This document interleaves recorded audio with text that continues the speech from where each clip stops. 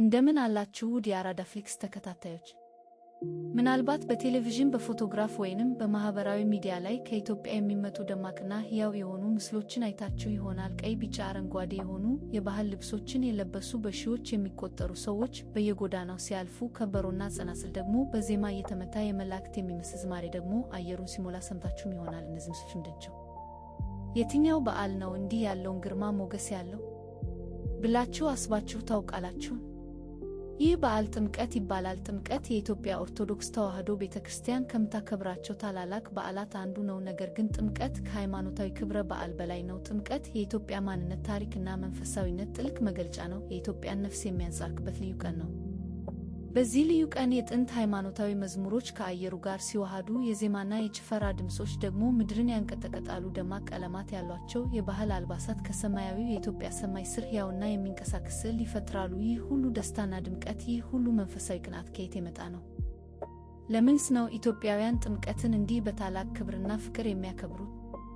በዛሬው ዝግጅታችን እነዚህና ሌሎች ጥያቄዎችን ለመመለስ የጥምቀትን ጥልቅ ትርጉም እና ታሪክ አብረን እንፈትሻለን። ከዘመናት ከኋላ ከመጽሐፍ ቅዱስ ገጾች እስከ ዛሬዋ ኢትዮጵያ ድረስ ያለውን ታሪክ የምናይበት ጉዞ ነው የሚሆነው። አብራችሁን ቆዩ።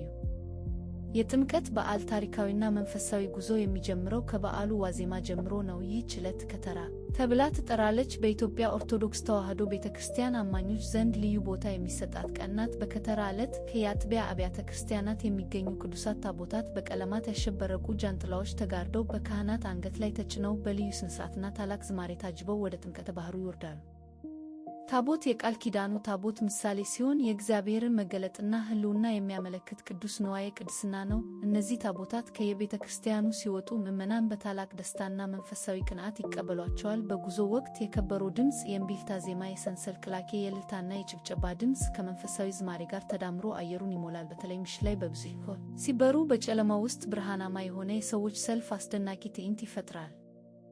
ይህ ጉዞ የጌታችን የኢየሱስ ክርስቶስን ወደ ዮርዳኖስ የመሄድ ታሪክን የሚያስታውስ ሲሆን፣ ምዕመናን ከቤታቸው ጀምሮ ታቦታቱን ተከትለው የባሕሩ ዳርቻ እስኪደርሱ ድረስ አብረው ይጓዛሉ። የከተራ ምሽት ልዩ ውበት አለው። የሻማ ብርሃኖች በጨለማ ውስጥ ሲያብረቀርቁ፣ የሰዎች ዝማሬና ጸሎት ከአካባቢው ጸጥታ ጋር ሲዋሃድ ልብን በሚነካ መንፈሳዊ ድባብ ይሞላል። ታቦታቱ በዚያ ምሽት በጸሎትና በምስጋና ይከበራሉ። ይህ ደግሞ ለነገው ታላቅ የጥምቀት በዓል መንፈሳዊ ዝግጅት መጀመሪያ ነው።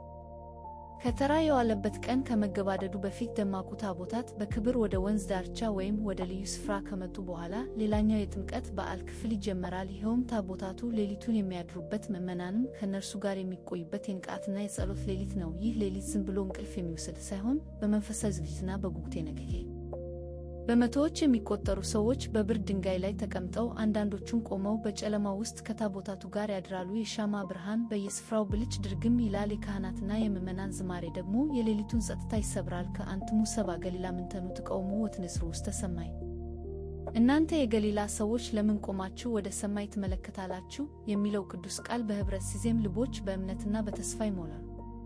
ይህ የሌሊት ንቃት የጥምቀት ሥርዓት ዋነኛ አካል ነው። ምዕመናን ታቦታቱ በሚያድሩበት ስፍራ ተሰብስበው ከእግዚአብሔር ጋር ያላቸውን ኅብረት ያድሳሉ። ለሚመጣው ታላቅ የጥምቀት በዓል ለመታደስና ንስሐ ለመግባት ራሳቸውን ያዘጋጃሉ። በየደቂቃው የጥምቀት ንጋት እየቀረበ ሲመጣ የጉጉቱ መጠን ይጨምራል። የሌሊቱ ቅዝቃዜ እየጠነከረ ቢሄድም የእምነት ሙቀት ግን ልብን ያፍላል።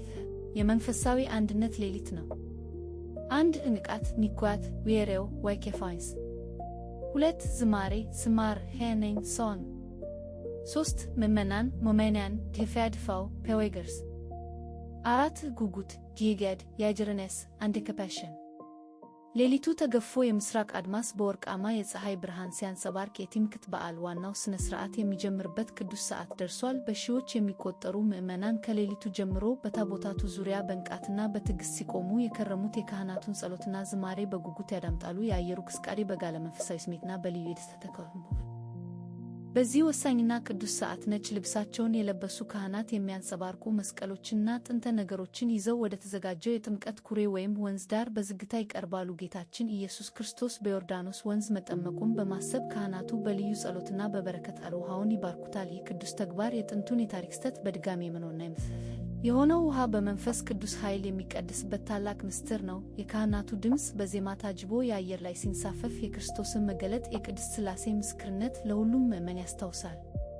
የውሃው በረከት ከተጠናቀቀ በኋላ ካህናቱ በእጃቸው የያዙትን መስቀል በቅዱስ ውሃው ውስጥ በመንከር ከዚያም በተሰበሰቡት ምዕመናን ላይ ይረጩታል። ይህ የቅዱስ ውሃ አደራረቅ የመንፈሳዊ ንጽሕና፣ የኃጢአት ስርየት እና የእምነት መታደስ ምልክት ነው። ምዕመናኑም ይህንን ቅዱስ ውሃ ለመቀበል ሲሉ በደስታና በአክብሮት እጆቻቸውን ወደ ላይ ዘርግተው ፊታቸውን ሲነኩ የዓመቱን በረከት እንደተቀበሉ ይሰማቸዋል። ውስጣቸውም በሰላምና በተስፋ ይሞላል። ይህ ቅዱስ ተግባር እምነታቸውን የሚያድስ የዕለት ተዕለት ሕይወታቸውንም በበረከት የሚሞላ ሲሆን የትምክህት በዓል ዋናው መልእክት በልባቸው እንዲሰርጽ ያደርጋል።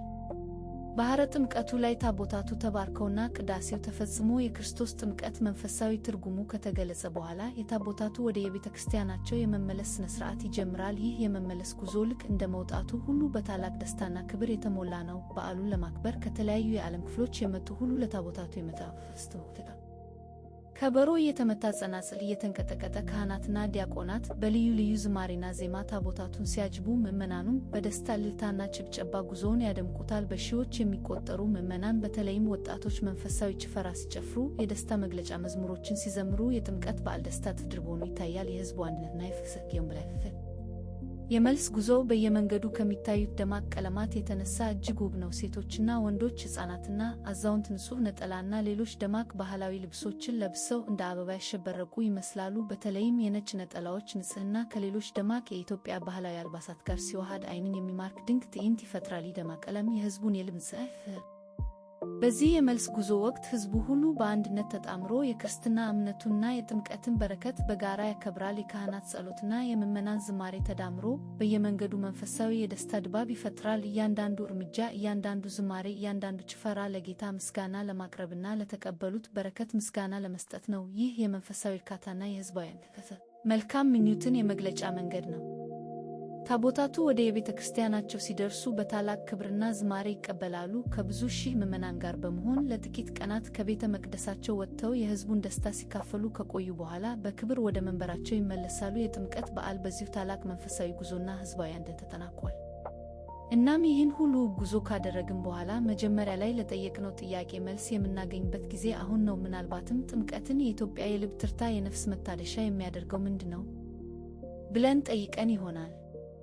መልሱ ቀላል ነው። ጥምቀት ዝም ብሎ የጥንት ሥርዓት አይደለም። በሕይወት ያለ ትውልድን ከትውልድ የሚያስተሳስር ጥንታዊ ልማድ ነው። ከዘመናት ብዛት የተሻገረ አሁንም ድረስ በሕዝቡ ልብ ውስጥ የሚኖር እምነትን የሚያጠናክር ሕያው ቅርስ ነው። ይህ ቅርስ የረቀቀ መንፈሳዊ ጥልቀት አለው።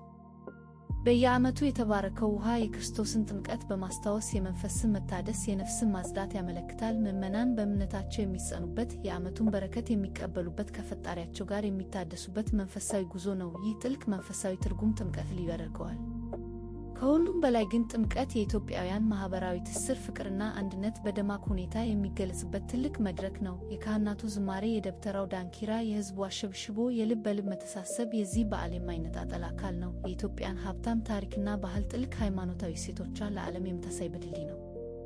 ስለዚህ ጥምቀትን እጅግ ልዩ የሚያደርገው የጥንት ልማዶቹ ሕያው መሆናቸው፣ ጥልቅ መንፈሳዊ እድሳቱ እንዲሁም የሕዝቡ ደማቅ ማኅበረሰባዊ መግለጫና አንድነት ናቸው። ይህ ሁሉ ጥምቀትን በቀላሉ በዓል ብቻ ሳይሆን ኢትዮጵያዊ ማንነትን የሚገልጽ አለክስ ያደርገዋል።